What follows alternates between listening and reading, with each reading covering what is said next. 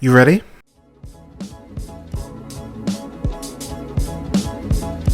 You're listening to the Real Pineapple Podcast Network.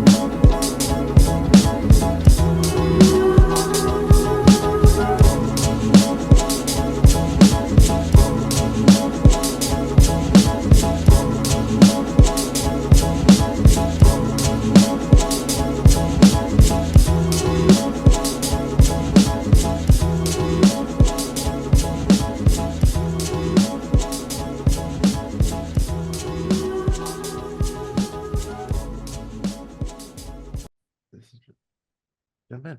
All right. Good morning, everyone. Thank you so much for listening, or good afternoon, depending on where you're listening to this. This is the Real Pineapple. This is your humble host, Hunter. Hope you're having a great week so far.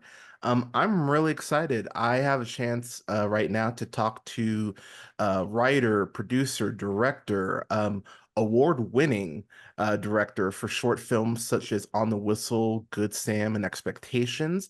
He's also founder of the Hartford Film Company, pardon me, and he went ahead and just directed a film that you'll be hearing a review for along with this review, his first feature film in Midas, TJ Noel-Sullivan. TJ, how you doing today? Good. Thanks so much for having me on. Seriously, thank you so much for making the time. I appreciate it. So I am always honest with my guests, and I am very lucky to watch a lot of random stuff. And I will say I watched your film yesterday morning with my coffee, and I absolutely dug it. I was thoroughly impressed. I there were some twists I really didn't expect, some turns that I was like, oh, that's awesome. And actually were no spoiling, but where things ended up, I actually wasn't expecting, which is probably the biggest compliment I can give you. So, since this is your first feature film, how did you kind of attack this from day one? Like, did you know what your subject matter was? Like, kind of talk to me about your process. Sure. Yeah. So I had the idea for a heist film that kind of goes off the rails and becomes a little bit more than the standard heist film.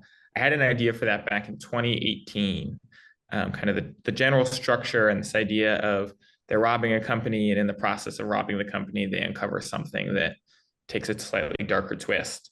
But really, it wasn't until in 2020 I decided to set the film in Hartford, which is my hometown and is also the health insurance capital of the world. And as soon as that happened, it kind of all clicked together to go, oh, they're robbing a health insurance company, and their motivation for it is that the main character's mom has been denied coverage by this company. And so once that all came together, that really helped make it happen. And obviously, there was still quite a bit of process. There was, over a year and a half of getting notes and revising and all that kind of stuff. But I think that was really the light bulb moment for me where I go, oh yeah, I can see what this film is, and I believe that this film is worthy of investing what ended up being quite a couple of years of my life to make it happen and bring it out to the world. So since you said that you had it back in 2018, obviously we all went through COVID and everything. Were there was there ever a point where it was kind of on the back burner? Like how did you kind of get through that writing? Because I know for myself, it was like putting out content during COVID was kind of its own like separate, kind of separate thing as far as mental capacity. So were you still working on the script through COVID and lockdown and everything, or? Yeah, so what happened? I had this idea for the concept back in 2018, but it really was just like I'd done a beat sheet and it hadn't really clicked for me. And in November of 2020, so we were like still in the COVID period, and my days were very free. I kind of said, you know what? We've had our initial run with the COVID stuff. Time is still feels a little weird, but I really want to dive into writing my next project. And that's when I pulled back out that beat sheet and said, okay, what can I do with this? How can I turn this into the film I want to make? And honestly, what was really nice about COVID in some ways was I had so much time. And so when that light Yeah. bulb clicked for me, I wrote the draft for the first draft in about 3 days. Oh, shit. Because I Okay. suddenly was like, oh, I know what this movie is, and for the next 3 days, I have nothing on my calendar, nothing, stopping me from doing anything. Versus now I think about that, I'm like, oh my goodness, I'm lucky to have like an hour or two each day to write because Fair. now the real world has picked back up. Um, and so there were elements. I think one of the challenges of COVID was once I had this thing, I could send it to people virtually, but also I'm such a big believer in like connecting with people in person and having those conversations. That's Same. such a part of my creative process. And so I think that's what kind of slowed down the revision process a little bit, as I needed to wait for the world to open back up and be able to, send it to people, meet people at parties, talk about it, send it to them, get their notes, that kind of thing. I think that was a really important piece of polishing it to where it got to. Um, but I will say that for actually, sitting down and writing a script, I miss the opportunity to just have 3 days of unencumbered writing. Fair. So since you talked about getting the first revision knocked out in 3 days, which is insane, by the way, because one of the things I liked about the script so much is how punchy it was in terms of punchlines, in terms of the friend trio that we go ahead and meet in here, because I think it's just kind of I'm gonna end up watching it again just because I know I missed stuff because I actually didn't have my subtitles on, but twofold on that. I know you had your concept. How do you kind of tackle the script? Do you kind of go like, all right, I want to get like my plot, like from point A to point B. I know where I want to end up. Do you start writing dialogue first? Do you write your ending? Like, how do you kind of approach the script? Yeah, so I typically will kind of write out my beat sheet. And for this one, it was, when I had that light bulb moment, I pulled out my notebook. I really mapped out the entire film beat by beat. And then I'll jump into writing it. And this one I think was fun because the characters and their voices, especially that trio, kind of came to me pretty early on.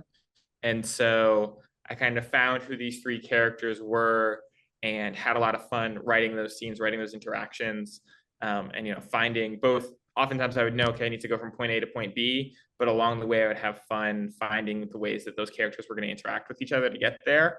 Um, and so, I will say definitely that the script made some. There were definitely significant changes between that first draft and our shooting draft, but the overall structure stayed pretty much the same. The when things happen and like where in the film things happen, that was pretty consistent.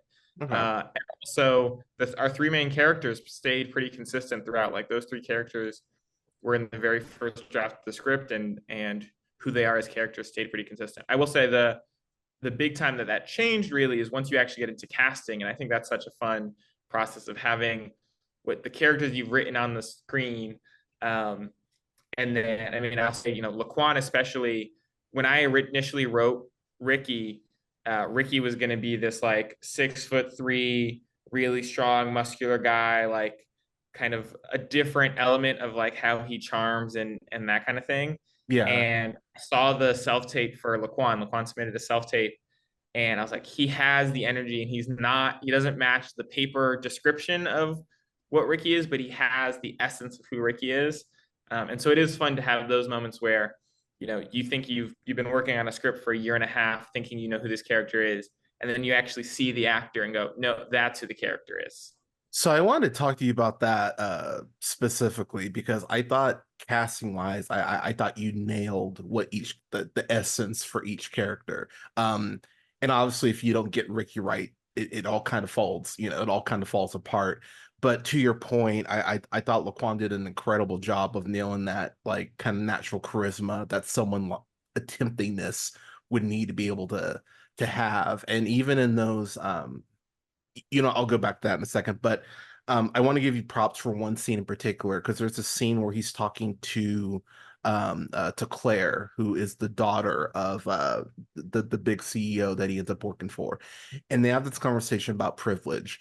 And I was really like, and once the conversation started, I'm always kind of like, all right, director, let's see how you're, let's see what angle you're going to kind of take on this. And the angle that you took, I thought was so profound without being preachy, but at the same time to your audience, letting them know like this is a thing that occurs, and this is a perspective he's more than justified in having. Was that the hardest scene to write? Just because you're kind of like, oh, I'm dealing with all these elements, and I kind of want to make sure I check all my boxes, or So it's really funny that scene. So the theme that you're taught that plays out in that scene, which is a theme that kind of actually tapped into from the very beginning. So one of the things when I graduated college, one of the big questions that popped up is I had some friends who went off and tried to get the best paycheck possible. And I had other friends who went to go work at nonprofits and do other things, things that they found really fulfilling. And I remember that dialogue playing out of, the people working at nonprofits looking at people, working at hedge funds making six figures right out of college and going, well, you're ruining the world, you're profiting off of Yeah. all these horrible things. And oftentimes it was the people who had came from wealthier financial backgrounds that were pointing those fingers, and the people who said, hey, no, I'm making this money so that I can help send my younger sister to school, or I can give back to my parents for all they did for me. They were the ones that were seeking that money. And so that was a theme that we had been talking about, from the earliest kind of rehearsals with the cast and crew. Was like that was an underlying theme that kind of played out throughout. But that scene in particular is really funny because as we were shooting this movie, I think it was about a week into filming, Laquan and Lucy, who play Ricky and Claire, after we shot one day, they said, TJ, we've been kind of rehearsing the scene and it's not feeling right. And the scene, it was a different scene. The scene did not play out like that. And they were like, it's not really feeling right. And we went and rehearsed it a couple times. And I was like, yep, you know what? You're right. This isn't working. And so in the middle of shooting, we ripped up that scene. Oh, And wow. really, the three of us, like together, kind of said, okay, let's get at the heart of what this is and let's, come up with that scene. And so that scene is actually the only scene in the movie that was not in the shooting script. Like, Wow. there was a moment for Okay. that scene, but we did that differently. And I have to give a lot of credit to both Lucy and Laquan because, we in the course of the days leading up to that, we rewrote that scene and kind of had it. But as we were there, I was also like, you guys have been a part of this. You're now, who these characters are, your characters. So also feel free to improv. And so I would say at least a third of that scene is the two actors kind of improving and That's knowing what we were wild. trying to say, but finding the right thing. And I'll say as a director, that's kind of scary because, we're shooting a film, there's limited time. And so sometimes when you improv, like it doesn't go where it needs to go, it doesn't work, but sometimes it does. And so it was scary to kind of be in the moment and go, okay, I have faith that this can be cut together into the scene that it needs to be because it is such an important scene for kind of paying off the last third of the movie. Um, but so having that faith to say, yep, I believe that these actors who know their characters so well, you know, and they're adding something when they're improvising, and it's not every single take isn't perfect, but the sum of all the parts is going to work. And that was a really, I think, a learning experience for me as a director, but I think it worked out.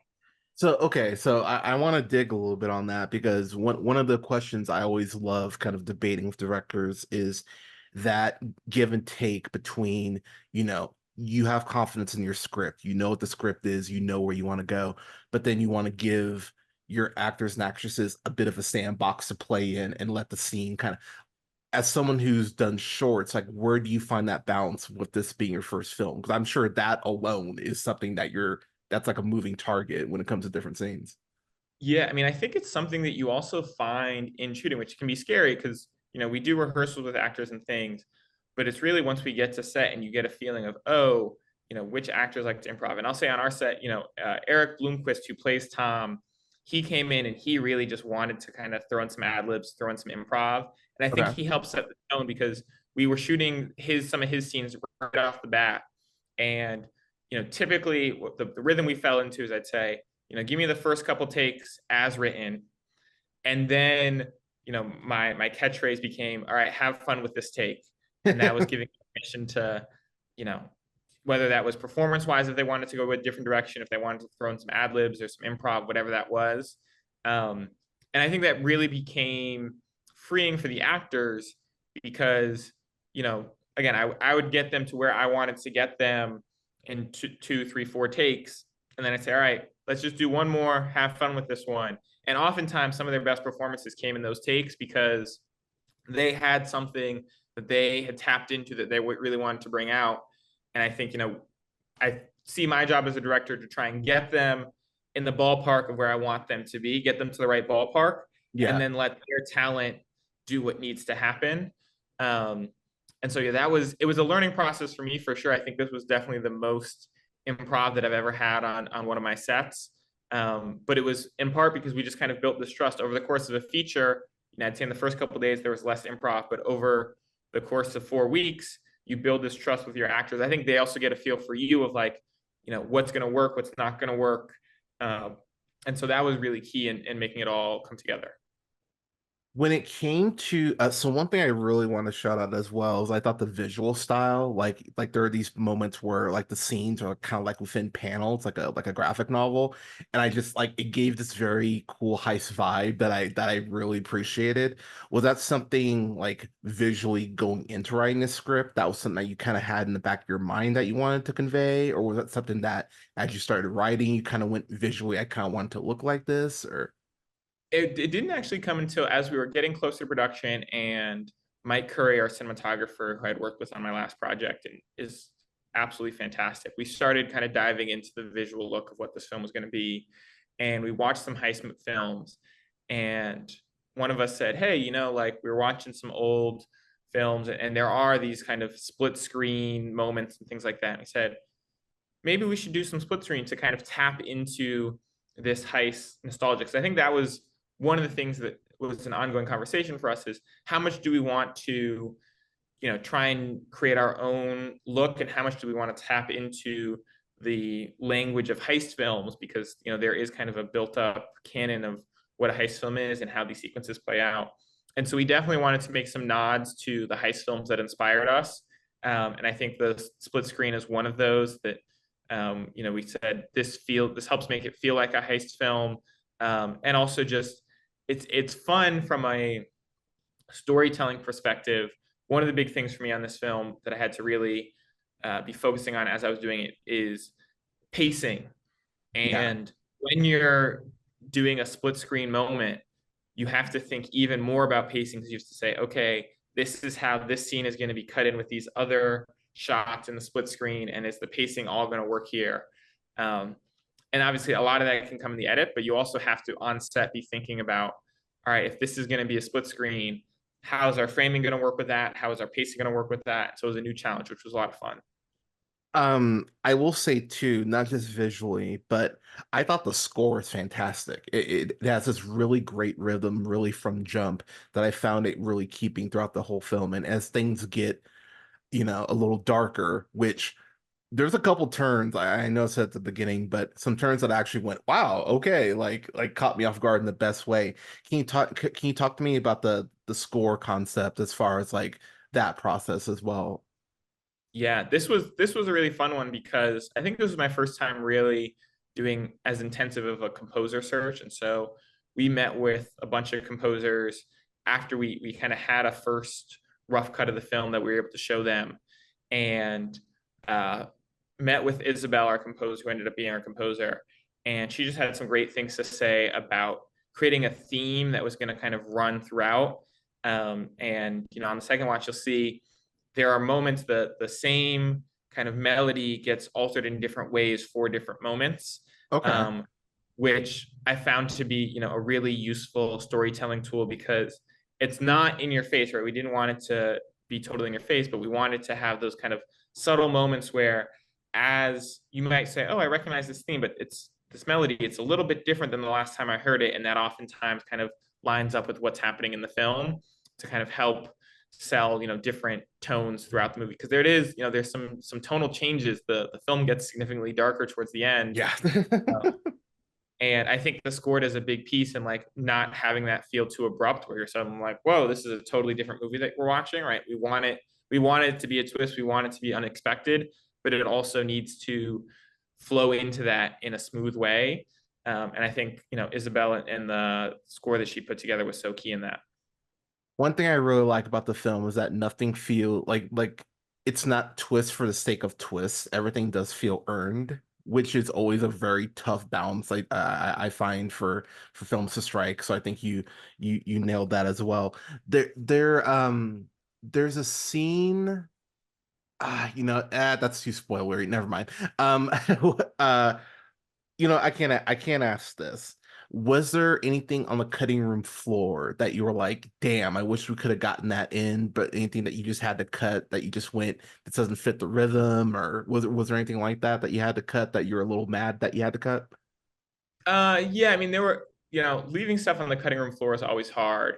And there were a couple scenes that visually I absolutely loved. And it came back to pacing, right? It came back to, we had them in the original rough cuts of the film, and they were during kind of heist sequences. And people said, it just doesn't flow with the heist sequence that you're building. And they were right. As soon as we cut them out, suddenly the flow was much better. It got much tighter.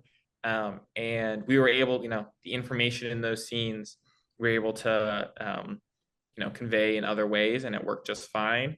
And so it is one of those, you spend so much time, and especially when you're on set with the shot and you fall in love with it, and you go, oh, the lighting here is perfect, this looks so good.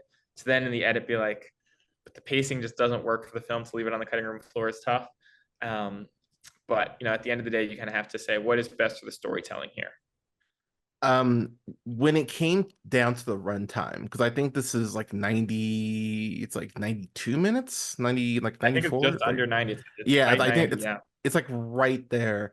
Was there a big discussion on the runtime? Like as you were writing the film, were you picturing like hour and a half or Yeah, I mean, I think the shooting script was like 102 pages. And so this ran, tighter than the shooting script. And that was partially just the pacing of how our actors talk in some of those scenes. I'm a big believer that like having a nice, tight 90-minute film, is accessible. And that's one of my big things I in, agree. in filmmaking is I want a movie that like I can recommend to just about anybody and they can go and enjoy. And like, some people will take out a lot of the themes and messages from it. But even if you're not, even if you just want to Friday night, turn off your brain, eat some popcorn, have some fun, hopefully that movie's this as well. Um, and so yeah, that was one of the big things for me, was I wanted something that was accessible. And for me, I think a 90-minute movie, and also just it felt right. Like if we needed more time, I think we would have added more time. Yeah. But we got to 90 minutes and said, this feels right. This feels like the story we want to tell can be done in 90 minutes. So why add to that? Yeah, I really I think that's something that I think in Hollywood in general is just being kind of lost. Like it's almost like a people kind of see it as a detriment doing only a 90-minute film. Like I think if you can tell your story in 90 minutes and not overstay your welcome, like there's no shame in that. And honestly, by the time I got to the end of the film and where it ended up, I went, yeah, I was like, this didn't need to overstay its welcome. I was like, this is like a well told full story from start to finish in this runtime. So yeah, so I completely agree with you 1,000% on that. A couple more questions here. So obviously this is your first feature film, and taking on a heist film in general, like at any point in your career, that's not an easy thing. But for you, so I mean, the fact that you're able to pull this off, just props to you again. Um, Genre-wise, moving forward, are there any genres that you're like, oh, like I want to tackle horror film, I want to go sci-fi? Like, is there a roadmap that you kind of want to follow directing wise, or are you just kind of letting inspiration hit you? I mean, it's definitely, a little bit of, I'm a big believer in follow your passions in the moment. And so the script that excites you is the next one you should do. But I will say, definitely want to do, I would love to do a kind of feature version of On the Whistle, which was a basketball sports film. Oh Um, you know, yeah. initially was aiming to do that. And the budget challenges of doing a basketball film with all those extras, and it Mm, became infeasible for a first feature, but really would love to make that at some point. Um, and then also had have a fugitive film that would love to do, have a nice. historical piece. So I think it's really, for me, it comes down to the story and what the story that I'm trying to tell is. And I think genre is really important for helping expose it to an audience, right? Like for us, the big piece about this being a heist film, beyond just I love heist films of the past, is as an audience, you know what that is. When I say, hey, this is heist film, they're robbing a health insurance company, you can kind of know what to expect. And I think that is an important way of how we as filmmakers interact with our audiences. But at the same time, you know, I'm less, I'm not really a horror guy. Horror movies scare me a little too much. Uh, but beyond that, I think, whatever the genre is that best tells the story that I want to tell, I think I can hopefully be adaptable to different genres. Okay, and I will say, like, I've been getting a little bit more into horror, but I cover my eyes on shit still, so no judgment there. Um, I will say, as we get to the last question here, um, I was really excited to watch this. I was really excited after I finished it because I was like, oh, I can't wait till I already did my review last night, but I'm like, oh, I get to be able to tell people about this indie film that they should support. Um, Being the writer, being the director, um, taking on both jobs, like that's not like one of them is not easy, let alone doing both, and it being for your first time. Is there a certain message that you want your audience to take away once the credits have rolled? Um, I think it goes back to the theme, that conversation with Ricky and Claire, and talking about, in a perfect world, we're all able to find a balance where we find a career or a job or whatever it is that is both financially rewarding and morally fulfilling. Um, but I think giving some thought to like finding that balance, and on either side, sometimes you can find something, and I think that goes to movies too. Like, you can find a movie that has all the themes and messaging that you want, but isn't commercial at all and isn't going to do well at the box office. We also have films at the box office that do great, but don't really have much to say. And so I think that's, I don't necessarily have a message on that. I want to inspire conversation and thought about that, because that's for me is, movies that get me and my friends talking about a theme, get talking about a question. That's what really excites me. And so I'm hoping that Midas can do that for audiences around the country. Love that. And I lied. I have one more follow-up for you. With your work with the Hartford Film Company, um, and I promise this is my last question.